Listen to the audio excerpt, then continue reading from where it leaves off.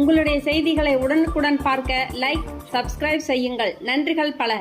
சென்னையில் சிக்கலான இரண்டாவது பைபாஸ் அறுவை சிகிச்சைக்கு பிறகு உயிருக்கு ஆபத்தான சீரற்ற இதய துடிப்பால் பாதிக்கப்பட்ட 65 வயது முதியவரின் உயிரை சிம்ஸ் மருத்துவமனை காப்பாற்றியுள்ளது.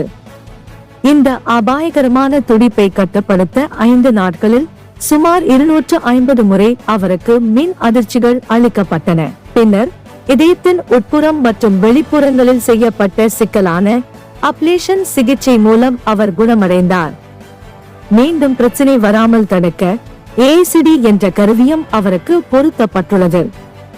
டாக்டர் வி பாஷி கூறுகையில், இதயம் பலவீனமாக உள்ளவர்களுக்கு 2வது முறையாக பைபாஸ் சிகிச்சை செய்வது மிகவும் சிக்கலானது. அதற்கு பிறகு சீரற்ற இதய துடிப்பு தொடர்ச்சியாக இருந்த பிரச்சனைக்கு 5 நாட்களில் 250 முறை மின் அதிர்ச்சிகள் அளிக்கப்பட்டு ஒரு நோயாளி முழுமையாக குணமடைந்திருப்பதை நான் காண்பது எனது 45 வருட மருத்துவ அனுபவத்தில் இதுவே முதல் முறை என்றார்.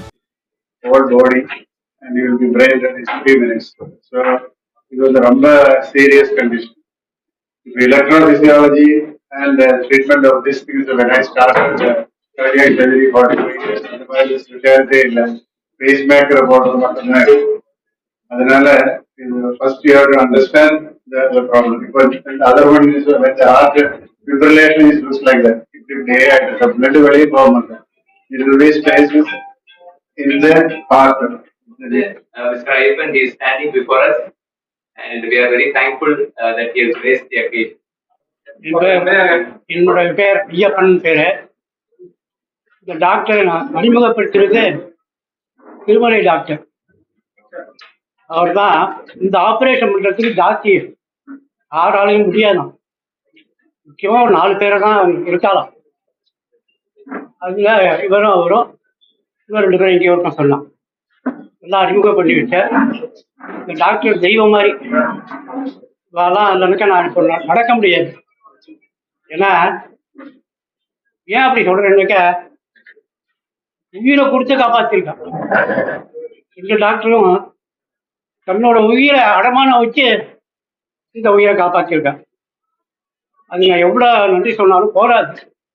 இன்னொரு விஷயம், நம்ம ஒரு வேலை பண்ணிட்டு இருக்கும்போது அந்த வேலையே திருப்பி திருப்பி திருப்பி திருப்பி பண்ணிட்டு இருக்கும்போது அந்த வேலை மேல நமக்கு இன்ட்ரெஸ்ட் குறையும். சரி போடா அப்படின்னு விட்டுருவோம். ஆனால் இந்த டாக்டர்லாம் தெய்வம் மாதிரி, உண்மையே சொல்ல தெய்வம் மாதிரி தான். இந்த கிழவனை எது காப்பாத்துல நினைச்சுட்டாங்க போயிருப்பேன். ஆனால் டாக்டர்லாம் 85 வயசானாலும் தன்னோட உயிரை அடமானம் வச்சு கண்ணும் கருத்துமா இருந்து காப்பாத்திருக்கா. இதுக்கு ஈடு எத்தனை தரம் நன்றி சொன்னாலும் போராது. ஆனா நமஸ்காரத்தை சொல்லிக்கிறேன், நமஸ்காரங்களை சொல்லிக்கிறேன். இந்த டாக்டர் கூட இருந்த டாக்டர் அத்தனை பேரும் நல்லா ஒத்துழைச்சிருக்கா. எனக்கு இந்த டாக்டர் முதல்ல ஆப்ரேஷன் பண்ணும்போது நல்லா இருக்கு ஐயப்பன் அப்படின்னார். அது மட்டும்தான் எனக்கு தெரியும். அப்புறம் இந்த டாக்டர் பண்ணிடுது இந்த விஷயமே எனக்கு தெரியாது. அப்புறம் கண்ணு மூச்சு பார்த்தே வரலாம் தெய்வமா எனக்கு தோணுது.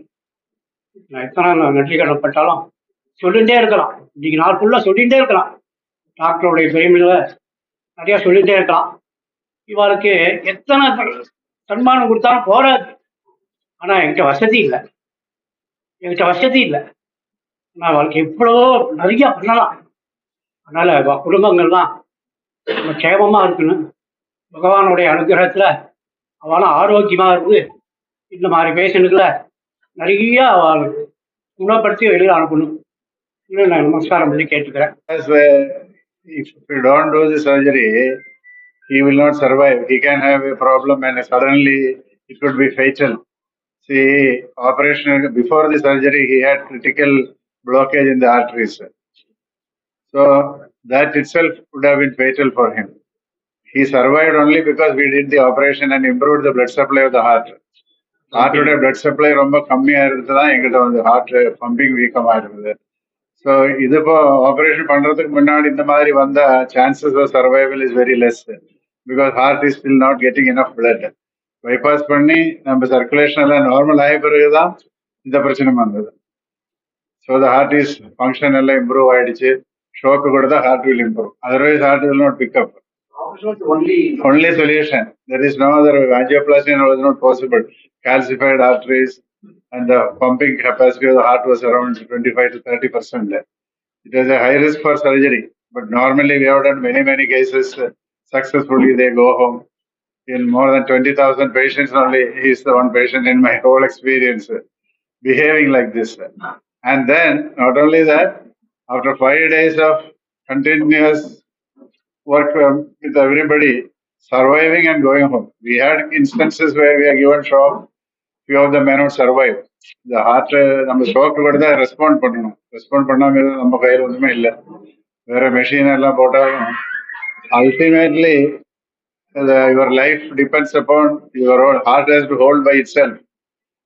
என்ன மெஷின் கொடுத்தாலும் machine only temporary in a failing heart. So heart function improve ஆயிடுச்சு, it is able to hold on. Then once it turns the corner, it will pump. That interim period only you need all this support. He was very lucky and God has been merciful to us. You had 5 days waited. Still, how many days you can have waited? It's difficult to say. We improved in 5 days. And all strongest medicines only, plus 5th day he did that procedure. Fortunately, that went successful. That's also very difficult. Very, sometimes these type of cases it will not respond. So he did a very good job and patient responded for that particular thing. That put a full stop. Yes, sir. What kind of things are doctor? No, sir. We have done such cases previously. Patients who had, say, bypass 5 years before, who come with a past heartbeat, இந்த மாதிரி துடிப்பு வித்தியாசம் இருக்கும்போது we do. Sometimes ICD போட்டு வச்சிருப்பாங்க. ICD மூலியமா recurrent shock இருக்கும்போது patient எடுப்போம். Because shock is only as a backup. The ICD is as a backup. This is the pacemaker. It is there. So shock So is that like we are showing the connection into the heart. yeah. So that further something happens, the shock will be given from electricity is inside here. But the electricity reserve, battery reserve is less. Continuously, if it happens, this also will get exhausted.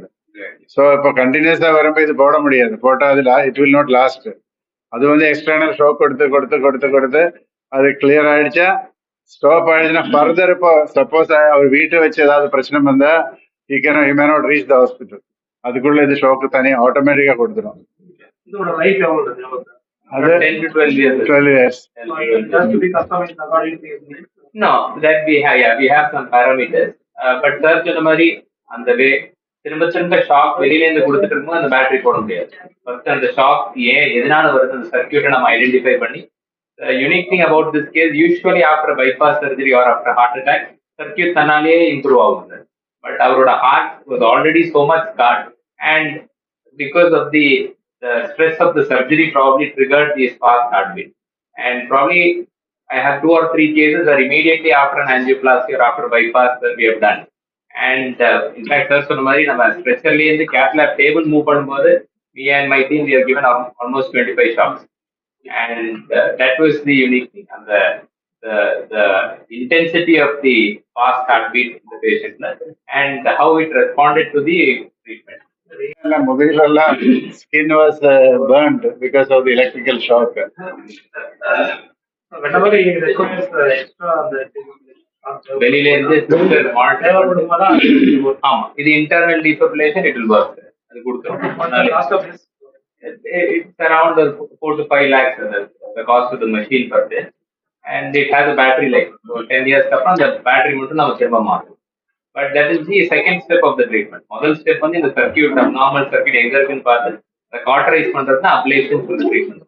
So once we do that, then this is like a backup. ஒரு கார்ல நம்ம போகும்போது ஒரு air bag இருக்கிற மாதிரி ஒரு event வரும்போது it protects us. No sir, we have the company is producing Western company, but we have in India we have all the 3 companies, 3 major companies. So we can use any one of the companies to put the machine. Car உள்ளுக்குள்ள இருக்கிற some living cells will be there. அதுதான் இந்த சர்க்கியூட்டை trigger பண்ணும். So நம்ம ablation மூலியமா இந்த living cells with இந்த circuit எங்க இருக்குன்னு பார்த்து அதை ஐடென்டிஃபை பண்ணி அதை காட்டரைஸ் பண்றதுன்னா அப்ளேஷன் சொல்றோம். Basically you are creating more scar, but you are critically identifying which part of the, ஏன்னா இவ்வளோ டேமேஜ் ஆன ஹார்ட் மசில்ல there'll be thousands of circuits. The key thing is which is the critical circuit which is responsible for this particular condition. அதை identify பண்ணி அதை மட்டும் நம்ம trigger பண்றதுதான். சாரோட கேஸ்ல circuit was on the outer surface of the heart also. So heart உள்ளுக்குள்ளேருந்தோ, இந்த சேம்பர் உள்ளுக்குள்ளேருந்தோ நம்ம ஆக்சஸ் பண்ணி we went inside. அதே மாதிரி ஹார்ட்டோட outer ஆஸ்பெக்ட்லயும் we had to give some ablation. That was another. It is rare, sir. It is rare. In the sense, இவ்வளவு சீக்கிரம் bypass முடிஞ்சு இவ்வளவு சீக்கிரம் இவ்வளவு ரெசிஸ்டண்டா இருக்கிறது யூஸ்வலி ரேர். பட் ஹார்ட் வேகமா துடிக்கிற நோய் இருக்கு, அதுதான் கார்டியக் அரெஸ்ட் அப்படின்னு சொல்லலாம், வென்ட்ரிகுலர் டாக்கிகார்டியான்னு சொல்லுவோம். அதுக்கு ablation is one approved form of treatment. கண்டினியூஸா மோர் தென் 3 ஷாக்ஸ் பர் டே அப்படின்னு சொல்லும்போது விடி ஸ்டார்ம் சொல்லுவோம். ஒரு புயல் மாதிரி வரும். அந்த மோர் தென் 3 ஷாக்ஸ் ஒரு நாளைக்கு இருந்துச்சுன்னா treatment is not anything else. You try மெடிசன்லயும் ரெஸ்பாண்ட் ஆகணும்னா இந்த ablation is the only treatment. இது கிளாஸ் 1 அப்படின்னு சொல்லுவோம். The first line treatment is ablation. But usually after bypass surgery we wait because the heart is healing. So 1 day wait பண்ணி போகலாம், 2 days, 3 days. இப்படிதான் avoid பண்ணலாம் ஒரு complex procedure. In somebody who is already sick, we tried, but he didn't respond to any other treatment apart from ablation. Then we had a discussion with the family, with Dr. Bashi, and then we decided that yeah, the right time to do the procedure. ஏற்கனவே bypass surgery பண்ண ஒரு பேஷண்ட்டை திரும்ப அந்த bypass surgery பண்ண குழாயில் அடைப்பு வந்ததுனால டாக்டர் பாஷி சார் வந்து ரீடூ பைபாஸ் சர்ஜரி பண்ணியிருந்தாரு. பட் அந்த ஹார்ட் மசில் வீக்கெண்ட் ஆகி அந்த ஹார்ட் மசில் உள்ளுக்குள்ள ஸ்கார், அந்த ஸ்கார்ல இருந்து வர வேகமான துடிப்புனால immediately after the redo bypass surgery patient required multiple shocks. தினம் 50 ஷாக்ஸ் பர் டே நம்ம கொடுத்து, எலக்ட்ரிக் ஷாக்ஸ் நம்ம கொடுத்து, 5வது நாளும் இதே கண்டினியூவா இருந்தால நம்ம பேஷண்ட் எமர்ஜென்சி அப்ளேஷன் சர்ஜரிக்கு எடுத்தோம்.